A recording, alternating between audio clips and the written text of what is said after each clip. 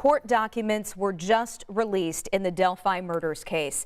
Now, these were originally held back, of course, at the prosecutor's request. Well, now we are getting our first look at exactly why investigators charged Richard Allen with the murder in the deaths of Abby Williams and Libby German. This is something we've been waiting for quite a while, the first insight into years of questions about exactly what happened to these young girls.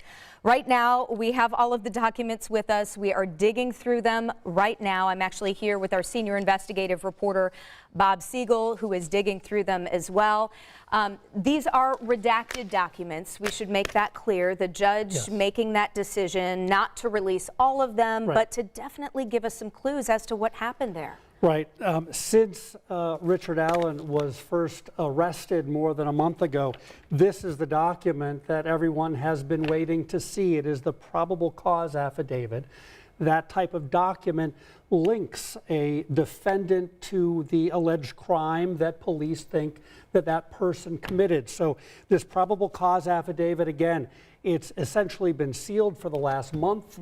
And just a few minutes ago, we got word that the judge had decided that this was no longer to be sealed. So we have the document, and it does pretty much walk through why police believe Richard Allen is linked to the murders of Abby Williams and Libby German. Yeah, and so, you know, this is 12 pages long, so it's kind of a lot to go through, even though there is some redacted information that the judge requested. But the first section, Bob, it looks like it kind of lays out the scene, talks about the geography, where Abby and Libby were that day, and kind of the timing of what happened the day. It does. I'll read a little bit here from the probable cause affidavit.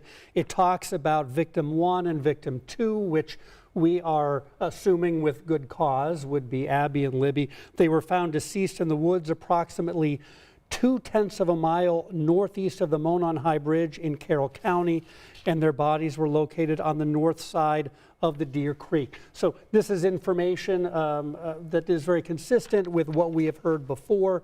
And then from there, it really gets into who they talked to and some of the witnesses, and then why they think that Richard Allen is linked to these murders. Yeah, it talks a little bit about Richard Allen and his wardrobe and the vehicle that police believe he was driving that day. And of course, we have been seeing the video and at least the images from Libby German's phone for years now of the man police say did this. And this seems to connect it, at least as far as police are concerned. So there is his voice that we have heard before, the voice of the person who they've identified and think was the killer, saying down the hill. So what we see here now in the probable cause affidavit is it says a video from victim 2's phone shows that at 2:13 p.m., and this would have been on February 13th back in 2017, it says victim 1 and victim 2 encountered a male subject on the southeast portion of the Monon High Bridge. The male ordered the girls, quote, guys down the hill. And then it goes on to say that a male subject wearing a dark jacket and jeans was behind her. And for the first time, we're getting information here. It says, as the male subject approaches victims 1 and 2, one of the victims mentions gun. So this is the first time that we're hearing word of a firearm involved here and that we have any evidence of that. And then it goes on, some of the most interesting parts of this probable cause affidavit then go on to talk about the gun involved. It says that investigators received prior tips encountering a tip narrative from an officer who actually interviewed Richard Allen all the way back in 2017. Back then, and I'm going to quote here from the probable cause affidavit, it says, Mr. Allen was on the trail between 13:30 and 15:30. So that's between 1:30 and 2:30 in the afternoon. He parked at the old Farm Bureau building and walked to the New Freedom Bridge. While at the New Freedom Bridge, he saw 3 females. He noted one was smaller and had brown or black hair. He did not remember description, nor did he speak with them. He walked from the Freedom Bridge to the High Bridge. He did not see anyone, although he stated he was watching a stock ticker on his phone as he walked. He stated there were vehicles parked at the High Bridge trailhead, however, did not pay attention to them. He did not take any photos or video. And we then hear later that police here in this probable cause affidavit talked to some individuals who it seems like he described here that he passed walking in the woods, and they described a person who then has the clothing that is described in the probable cause affidavit and the police have released earlier. Right. Police talk about 3 juveniles, 3 young people that say they saw Richard Allen, or they saw a person there who then turns out to match the description of Richard Allen, yes, walking on the trail toward Freedom Bridge. One of the girls, it says in the court documents, described to police the male as, quote, kind of creepy, and advised he was wearing blue jeans, a really light blue jacket. His hair was gray, maybe a little brown. He didn't show his face. She told police, according to court documents, that he was wearing a duck canvas type jacket, advised that she said hi to the man, but he just glared at them. He had something covering his mouth, she told investigators, and described him as being not very tall, not bigger than 5'10", said he had his hand in his pockets. And we see here, this is the video, that was the video that we yes, saw for years. It did show a man wearing jeans, wearing a blue jacket with yes, hands in his pockets. Let's get into the part about the gun here, yeah, and why police believe that there is a direct link between these murders and Richard Allen. Yeah, this was kind of the most stunning part, I think. So in the probable cause affidavit, it says there was a .40 caliber unspent round less than 2 feet away from victim 2's body. Between victim 1 and victim 2's bodies, the round was unspent and had extraction marks on it. So as we move a few pages further in the probable cause affidavit, they sent the ballistics off to the Indiana State Police Crime Lab. And see if I can find this section here. It says the laboratory determined the unspent round located within 2 feet of victim 2's body had been cycled through Richard M. Allen's Sig Sauer model P226. And the laboratory remarked an identification opinion is reached when the evidence exhibits an agreement of class characteristics. It gets into some of the details there, but the bottom line is it goes on to say that Richard Allen spoke with investigators, stated that he never allowed anyone to use or borrow that particular firearm.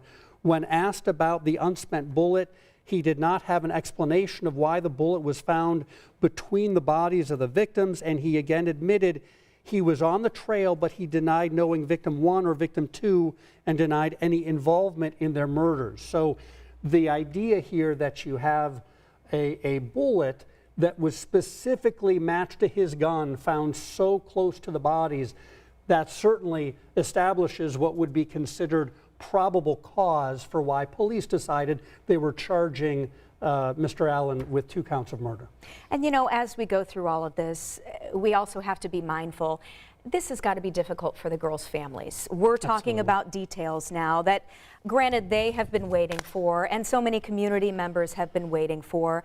But this has to be difficult for the families to hear too, knowing what police allege happened that day. Absolutely. I mean, it's been more than 5.5 years since what would be described as just absolutely unthinkable. These, 2 friends, walking onto the Monon High Bridge and, going out to spend a warm February afternoon, out in nature, and what happened from that. So again, so many questions over the last 5.5 years. This document, again, for the first time, gives the families and it gives the public some idea, certainly more idea of what happened that day, and specifically why they believe Richard Allen is linked to these murders. And again, this is a 12-page document, and we were just kind of going through it as well. We'll have lots of information for you on WTHR.com and later on 13 News at 5. But Bob, seems like the takeaways here,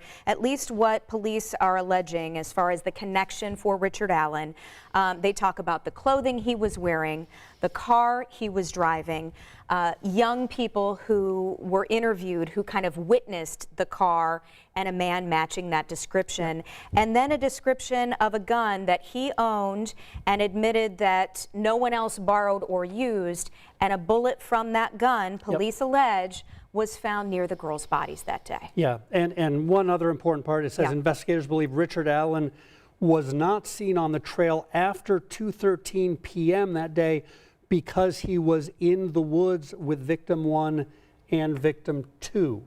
So again, they lay out, we just received this literally just a few minutes ago. We're working our way through the probable cause affidavit.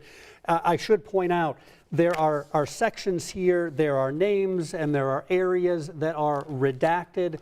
The judge made very clear she is honoring the prosecutor's request to not release the original unredacted version of the probable cause affidavit, which has the names of some witnesses in there to protect them. But that whole argument about whether or not this information should be released to the public, the judge determining that the benefit to release this publicly outweighed any idea that this might harm the public or the attempt to prosecute here. So we now do have this document, and we'll certainly have a lot more on this later today. And the backdrop of all of this as well, we also got some new information today when it comes to releasing information publicly and, you know, the amount that all of us know about this case, and that's the attorneys for Richard Allen, you know, wanting a change of venue in the case. Yes, they did request that change of venue. They want it far away from Delphi. You know, because so many people in that community have been following this so closely, as we have all over the state.